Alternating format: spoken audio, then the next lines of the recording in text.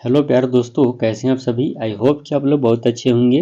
प्यारे दोस्तों, आज की इस वीडियो में हम लोग क्लास 12 का मोस्ट इम्पोर्टेंट ऑब्जेक्टिव क्वेश्चन देखने वाले हैं, जो कि हिंदी का होने वाला है। इसमें आप सभी को 60 भी ऑब्जेक्टिव क्वेश्चन लेकर के आए हैं प्यारे बच्चों। काफ़ी इंपॉर्टेंट क्वेश्चन लेकर के आए हैं। तो आप सभी को पता है कि आपका एग्जाम काफ़ी नज़दीक आ गया है। आपका एग्जाम का मात्र 15 दिन बचे हैं। तो इतने कम दिनों में हिंदी में अच्छे नंबर लाना चाहते हैं प्यारे बच्चों, तो इस वीडियो को आप शुरू से लेकर के अंत तक अवश्य देखिएगा, क्योंकि प्यारे बच्चों बहुत ही इंपॉर्टेंट चुन करके लाया गया ऑब्जेक्टिव है प्यारे दोस्तों। तो जाकि कई बार ऐसे ऐसे क्वेश्चन पूछे गए हैं प्यारे बच्चों। तो चलिए आज की इस वीडियो को शुरू करते हैं। आप लोग अपना कमेंट बॉक्स में उत्तर बताते हुए चलिए कि आपको 60 में से कितने नंबर आए। लास्ट में आप सभी से मैं पूछूंगा कि आपके 60 में से कितने नंबर आए। तो चलिए इस वीडियो को आराम से देखते हुए चलिएगा और अच्छे से क्वेश्चन को याद करते हुए चलिएगा। चलिए आज का पहला नंबर क्वेश्चन देखते हैं। आज का पहला नंबर क्वेश्चन आप लोगों के सामने क्या कहा गया, सूरदास की कौन सी रचना है। यहाँ दोस्तों सूरदास जी की कौन सी रचना है।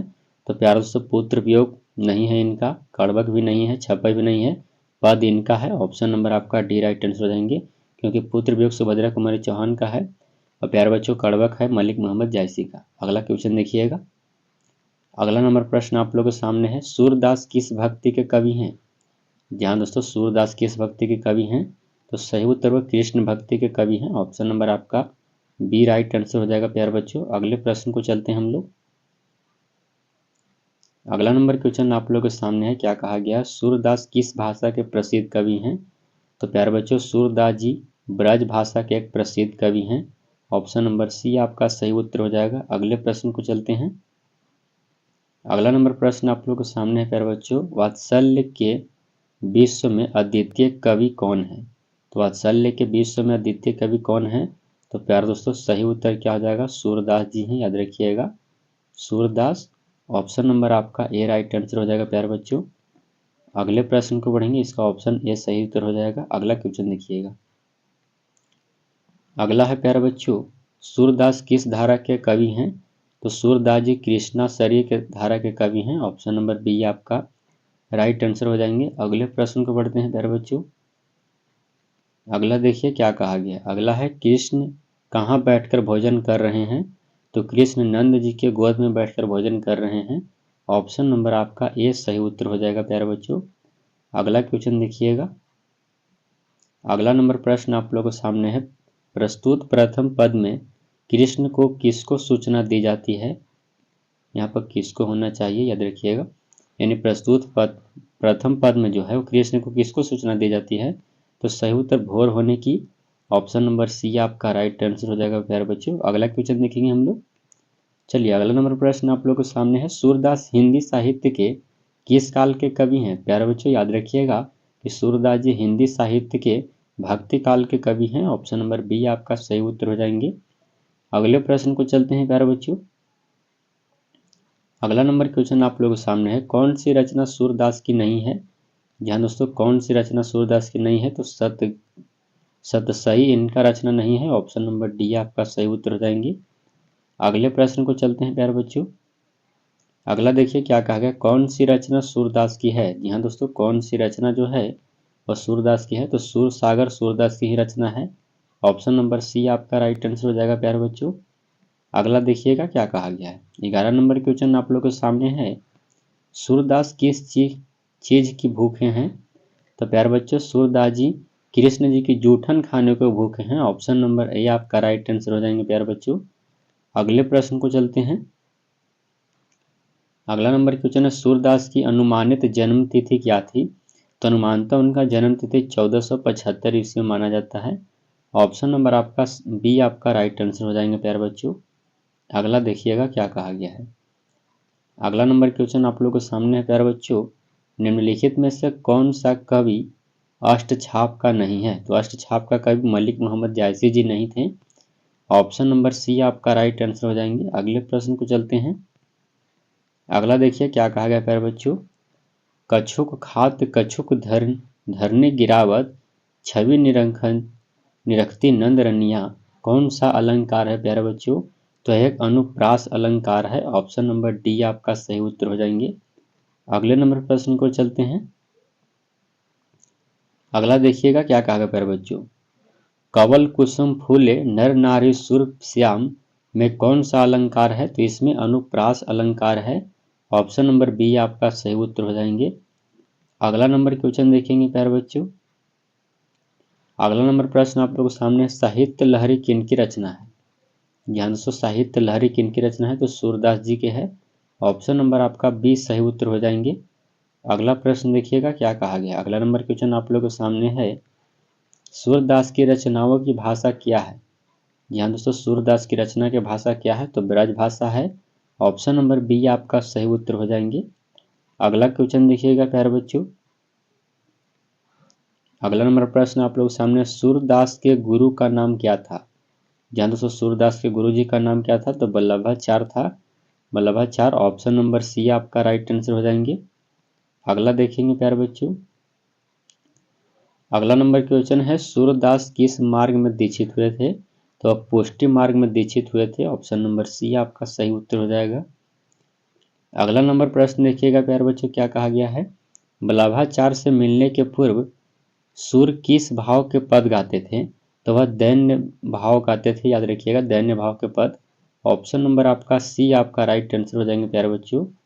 अगला क्वेश्चन देखिएगा क्या कहा गया है। अगला नंबर प्रश्न है प्यारे बच्चों, सूर सागर किसकी रचना है? तो सूर सागर सूरदास की रचना है। ऑप्शन नंबर बी आपका राइट आंसर हो जाएगा। अगला देखिएगा प्यारे बच्चों, अगला प्रश्न क्या कहता है।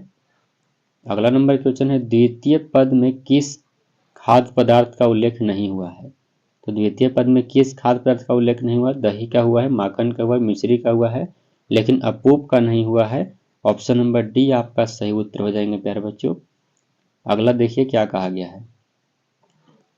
अगला है, सूरदास की कृति है। ध्यान दो, सूरदास की कौन सी कृति है आपको बताना है।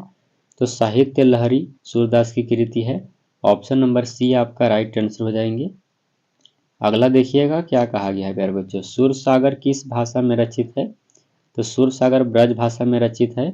ऑप्शन नंबर सी आपका राइट आंसर हो जाएगा। अगला क्वेश्चन देखिएगा। अगला नंबर प्रश्न आप लोगों के सामने है, सूरदास के संकलित पदों में कौन रस है? सूरदास के संकलित पद में वात्सल्य रस है। ऑप्शन नंबर आपका बी आपका सही उत्तर हो जाएंगे प्यारे बच्चों। अगला देखिएगा क्या कहा गया है। अगला नंबर क्वेश्चन है, कन्या का क्या अर्थ होता है? कन्या का क्या अर्थ होता है? तो कन्या का अर्थ गोद होता है, याद रखिएगा। कन्या का अर्थ क्या होता है? गोद होता है। अगले प्रश्न को बढ़ेंगे प्यारे बच्चों। अगला है, भगवान श्री कृष्ण किस कवि के पूज्य थे?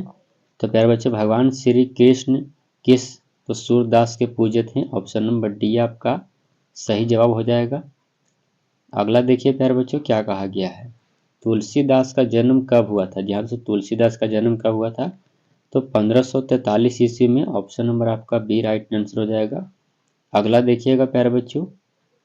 अगला नंबर प्रश्न आप लोगों के सामने है, तुलसीदास का जन्म किस प्रदेश में हुआ था? तो तुलसीदास का जन्म जो हुआ था उत्तर प्रदेश में हुआ था। ऑप्शन नंबर सी आपका राइट आंसर हो जाएगा। अगला नंबर प्रश्न देखिए प्यारे बच्चों क्या कहा गया है, काशी में कितने वर्षों तक रहकर तुलसीदास ने शिक्षा प्राप्त की? तो प्यारे बच्चों 10 वर्षों तक रहे थे काशी में। ऑप्शन नंबर ए आपका सही जवाब हो जाएगा प्यारे दोस्तों। अगला क्वेश्चन देखते हैं, अगले प्रश्न की ओर चलते हैं। अगला नंबर क्वेश्चन आप लोग सामने है, रामचरितमानस किसकी रचना है?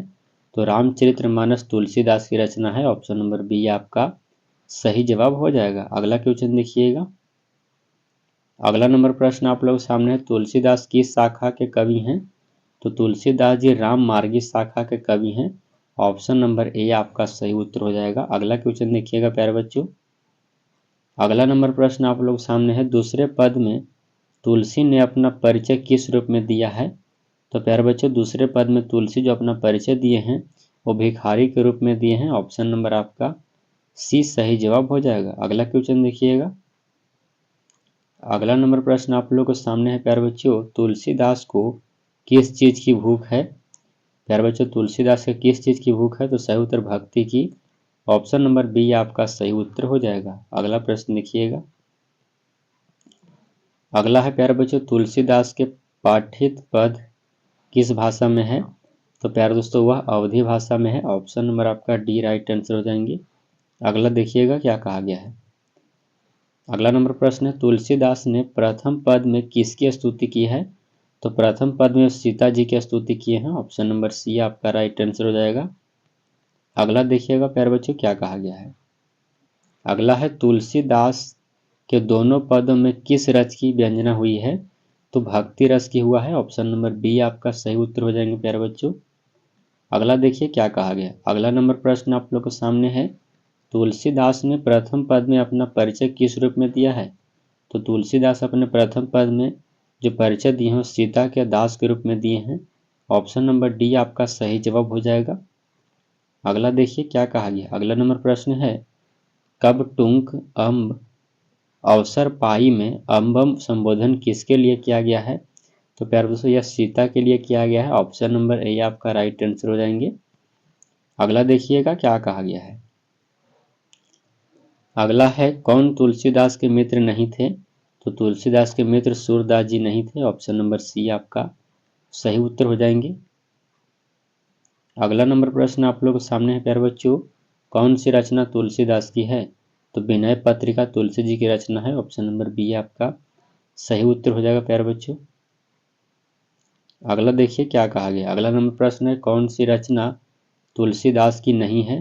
तो तुलसीदास की रचना आखिरी कलल नहीं है। ऑप्शन नंबर सी आपका सही उत्तर हो जाएंगे प्यारे बच्चों। अगला देखिएगा क्या कहा गया। अगला नंबर प्रश्न है, कवितावली के रचनाकार हैं? ध्यान से, कवितावली के रचनाकार कौन है? तो तुलसीदास जी हैं। ऑप्शन नंबर बी आपका सही उत्तर हो जाएगा। अगला देखिएगा क्या कहा गया है। अगला है, हनुमान बाहु को तुलसीदास की किस कृति का एक अंग माना जाता है? तो किस कृति का? तो कवितावली का। ऑप्शन नंबर बी आपका सही उत्तर हो जाएंगे। अगले नंबर प्रश्न को पढ़ते हैं प्यारे बच्चों, रामचरितमानस का प्रधान रस क्या है? तो रामचरितमानस का प्रधान रस है भक्ति रस। ऑप्शन नंबर डी आपका सही उत्तर हो जाएंगे। अगला देखिएगा क्या कहा गया है, निम्नलिखित में रामचरितमानस क्या है? प्यारे बच्चों रामचरितमानस एक महाकाव्य है। ऑप्शन नंबर सी आपका सही जवाब हो जाएगा। अगला नंबर प्रश्न आप लोगों के सामने है, इनमें से कौन सी रचना तुलसी की नहीं है? तो प्यारे से राधा स्तुति तुलसी जी की रचना नहीं है। ऑप्शन नंबर डी आपका सही जवाब हो जाएगा। प्यारे बच्चों अगर अभी तक वीडियो को लाइक नहीं किए हैं तो प्लीज़ वीडियो को लाइक कर दीजिएगा।